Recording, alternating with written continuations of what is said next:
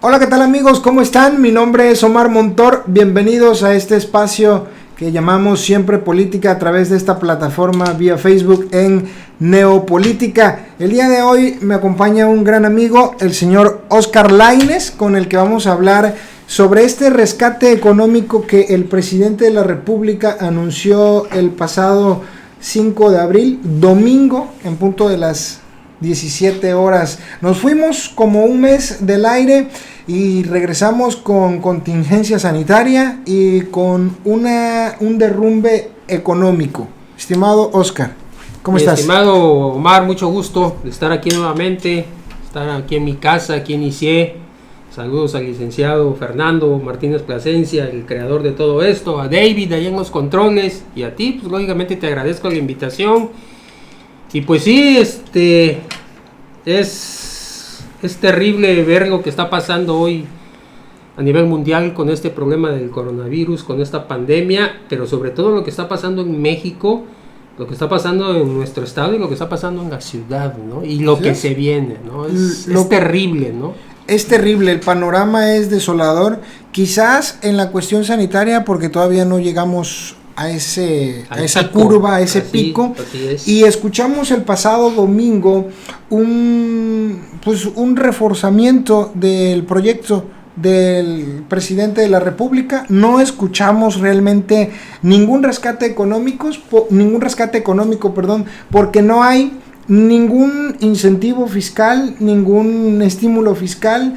No se va a apoyar al 95% de lo que mueve la economía en México, que son las micro, pequeñas y medianas empresas. Así es, además simplemente el mensaje del domingo fue su quinto informe, no fue un mensaje a la nación, fue su quinto informe para sus seguidores realmente, y fue una mañanera más en donde pues repitió lo mismo que repite todas las mañanas. Nos habló de la corrupción, del maldito pasado, de la derecha, y que ahora ya no es derecha, ahora es golpista. Ahora todos los que los criticamos, además de fifís, neoliberales, neoporfiristas y lo que tú quieras, somos golpistas.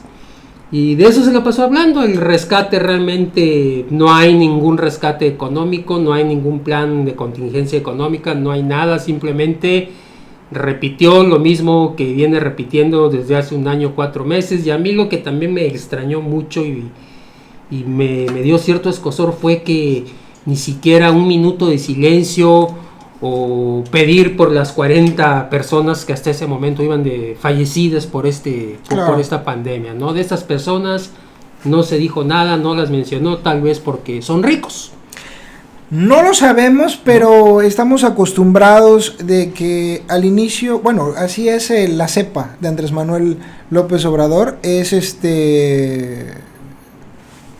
dividir, sí, claro, polarizar. Y bueno, fíjate que lo que vimos el pasado domingo, lo voy a remontar a una línea del tiempo, un pasado histórico, y nos muestra que seguimos siendo altamente extractivos y de ahora más incisivos. Cuando llega desde las ciudades mayas, la corona española, la revolución, siempre hay un motivo para ir atrás del botín de la extracción. En ese entonces, bueno, fue la independencia, fueron la revolución, y en este momento ahora es exterminar esta etapa neoliberal. Así es. E implementar su gobierno, su plan u otra forma de gobierno.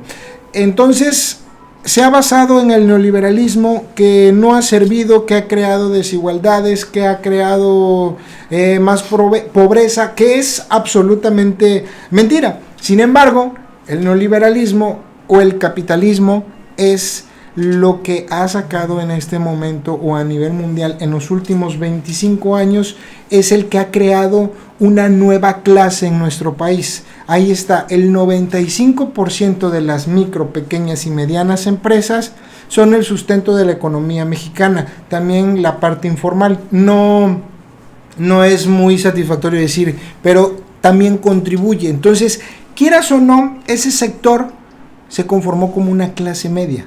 ya no éramos ricos y pobres, sino esa clase media, y que ahora basado en una economía de inversión pública, van a eliminar esa clase y se va a empobrecer el país. Sí, lo que López Obrador, yo lo llamo, practica es un pseudosocialismo, ¿no? Y al final de cuentas ni siquiera es de izquierda, es centro-izquierda, que hay mucha diferencia entre izquierda y centro-izquierda. López Obrador es centro-izquierda, practica un pseudosocialismo, pero al final de cuentas, como tú lo estás diciendo, no puede dejar de depender de los neoliberales, se sigue rodeando de ellos. No me digas que Salinas Pliegos es socialista. Salinas Pliegos es un hombre que toda su vida ha estado con la derecha, toda su vida ha estado con el PRI, y hoy goza de los beneficios de ser asesor de AMLO, lo mismo que Jan González, y son las personas que se están llevando muchos jugosos contratos por parte del gobierno por adjudicación directa, ¿no? El neoliberalismo es la única manera, o el capitalismo, como quieran llamarle, que va a salvar este país de esta crisis. ¿Por qué? Porque quienes tienen el dinero son los hombres de negocios, la iniciativa privada, los inversionistas. Esto yo no estoy inventando el hilo negro, es la verdad, es histórico. Son los dueños de los medios de producción y es la gente que junto con las pequeñas y medianas empresas, los grandes inversionistas son los que crean los empleos. Exactamente. Y ahorita que hablas de Ricardo Salinas, la IFT le acaba de extender a 30 años más para tener el espectro en cuanto a telecomunicaciones de Total Play. Así es. Entonces, a ver, vemos en el mundo, vamos a nombrar 3 países que son los que más han sido afectados por esta contingencia sanitaria, okay, como es España, Italia y Estados Unidos. Así es. Italia anuncia una toma de un fondo 25,000 millones de euros para cualquier tipo de emergencia. España toma de su fondo 137,000 millones de euros y difiere impuestos. Okay. En Estados Unidos, Donald Trump inyecta 2 billones de dólares para el rescate público. Cifra histórica para aquel país. Sí, cifra histórica. Aparte hace una extensión de impuestos y aparte también anuncia 500,000 millones de dólares para dar cheques a familias. Y aquí en México no hubo ni prórroga para las declaraciones anuales, no hubo ningún estímulo fiscal y lo único que se basó fue reafirmar la construcción de una refinería en donde hay una crisis petrolera, una guerra de precios, que incrementar la producción es seguir acumulando pérdidas, un Tren Maya y parado por amparos que hay a nivel internacional y y el Santa Lucía y el mentado aeropuerto que realmente López Obrador, lo que platicábamos antes de entrar al aire, va a basar todo su gobierno en esas 3 megas obras dentro de su visión de la Cuarta Transformación, porque a 1 año, 4 meses de su gobierno no hemos visto nada de inversión, ni nacional ni extranjera. Aquella famosa reunión que tuvo en octubre, si mal no recuerdo, en Palacio Nacional con Slim, con Bayeres, con 100 de los más grandes empresarios de esta ciudad, en donde se comprometieron a invertir 100,000 millones de pesos y al día de hoy no hemos visto nada, cero inversión.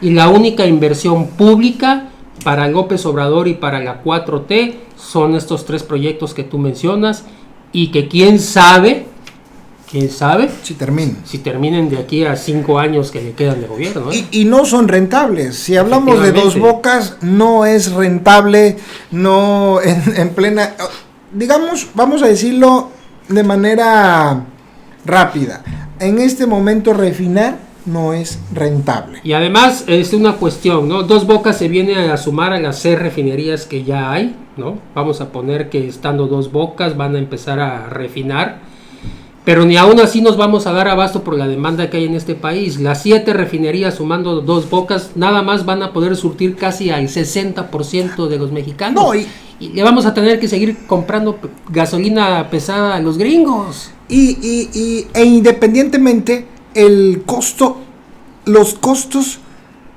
de refinar en México son sumamente elevados. Y más gasolina pesada. Y más gasolina pesada. Y la mano de obra es lo que en la India lo hacen 10, 15 personas, acá lo hacen 30. Entonces el costo administrativo, la nómina y los sueldos son muy elevados. Se te eleva el costo de producción. Pero bueno, yo lo que pienso, mi estimado Oscar, es lo siguiente, que en este momento de crisis, bueno, ahí tenemos la declaratoria que hizo que esto le venía como anillo al dedo. Ya con lo que voy a decir, comprendo esa frase. Lo que estamos viendo es un líder que simplemente va por su ideología, una ideología autoritaria. Si bien desde el 2019 no crecemos, se contrajo la economía, se dilapidaron muchas inversiones y recursos, porque hay que recordar que se canceló las zonas económicas especiales, claro. Cuatza era una de ellas. Cuatza era una de ellas, que iba a beneficiar toda esta zona del sur, y que su visión a largo plazo era cerrar la brecha económica entre el sur y el norte. Otra, las cancelaciones de proyectos económicos de infraestructura, de generación de empleos a través de consultas que son completamente... Son una broma, son un chiste. Que son completamente ilegales. Entonces ya traíamos un padecimiento del año anterior. Y vemos un reforzamiento de su política económica basada en sus infraestructuras faraónicas. Extinguen los fideicomisos. En estos momentos era para que se usara el fondo de estabilizador. Sí. Que ya lo desaparecieron con con este decreto. ¿Y qué va a pasar cuando se acabe todos esos recursos de más de 800 mil millones de pesos? Para reforzar tus afirmaciones, mi querido Omar, aquí tengo una información que la publicó El Sol de México, pero la fuente es la Secretaría de Hacienda y Crédito Público. La administración anterior, o sea, la de Enrique Peña Nieto, dejó casi 300 mil millones de pesos en el Fondo de Estabilización de los Ingresos Presupuestarios, el famoso FEIP. Al final de este año quedarán 30 mil millones, es decir, Enrique Peña Nieto dejó casi 300 mil millones de pesos y al día de hoy únicamente quedan 30 mil. Y esta fuente es de la Secretaría de Hacienda y Crédito Público. Así es. Y en el 2019 tomaron 120 mil millones de pesos para querer justificar un superávit que no hubo. Entonces, cuando se acabe todo esto, mi estimado Oscar, yo pienso que como odian el capitalismo, para ellos financiarse en instituciones internacionales es un pecado.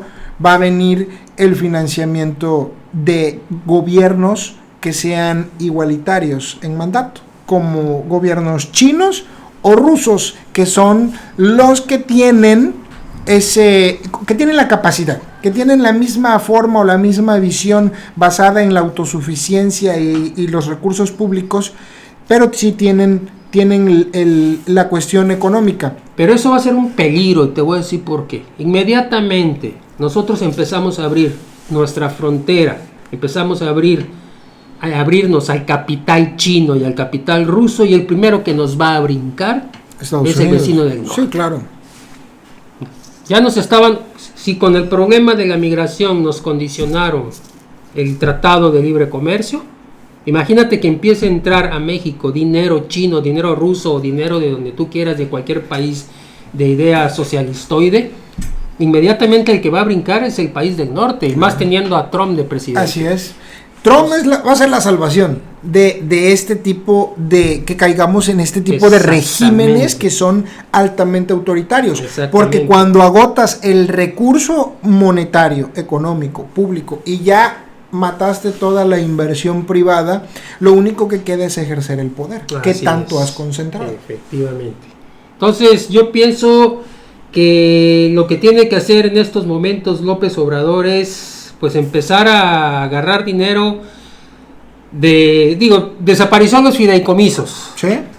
Yo no sé de dónde va a agarrar dinero, sinceramente, pero de que tiene que hacerlo, lo tiene que hacer. Y un ejemplo muy claro, lo mencionaste hace rato, lo de Trump, lo de los 2 billones, y además obligó a la empresa General Motors a construir respiradores, que se dejaran de construir carros y empezaran a construir respiradores. Exacto. Eso es lo que tiene que hacer López Obrador. Ese es un plan de contingencia.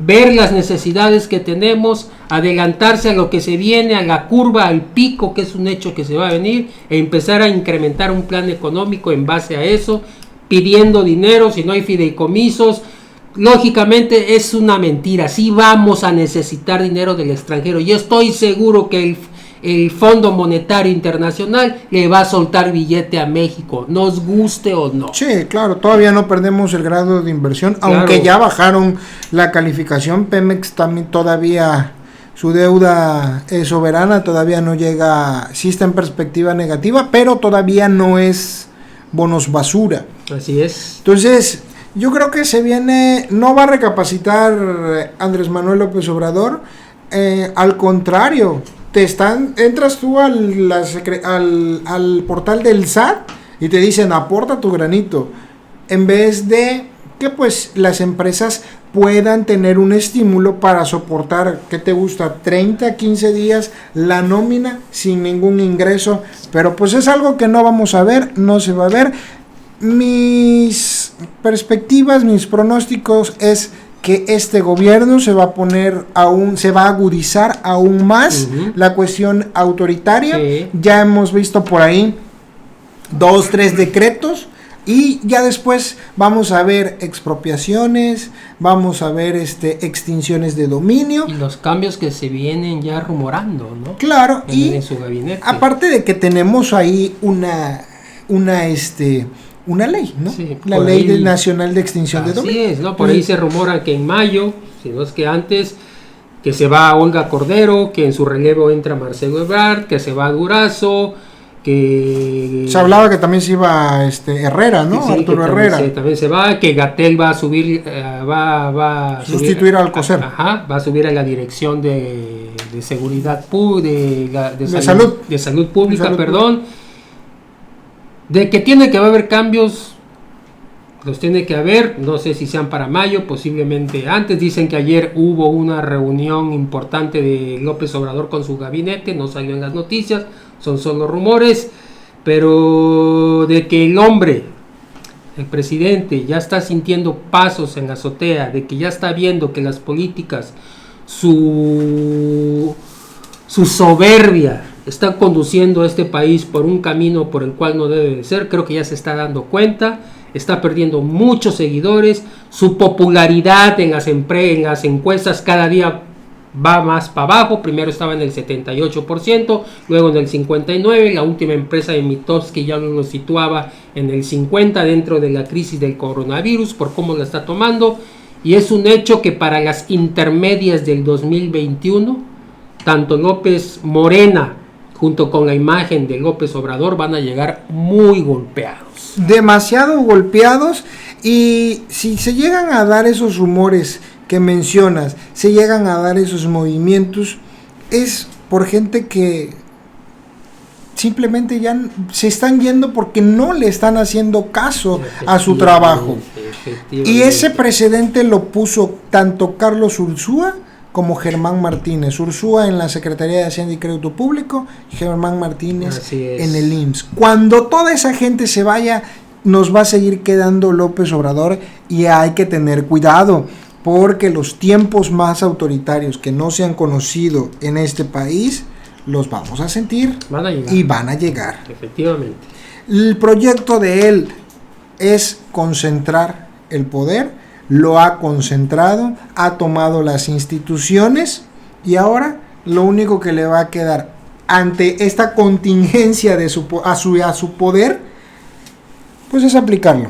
Así y tenerlo. Es. Fíjate que leyendo, yo sé que tú lees mucho, igual un servidor, mucho nos gusta la historia y sobre todo en nuestro país.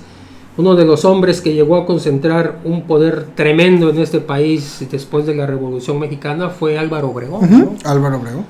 Cuando se termina, con su muerte se termina el caudillismo, un hombre temido, ¿no? Pero Álvaro Obregón fue el hombre que fue capaz de manipular al Congreso para tirar abajo lo de sufragio efectivo, no reelección, y volver a ser presidente. No llegó porque lo mataron, lógicamente, claro. Pero todo el poder del Estado estaba concentrado en una persona y era él.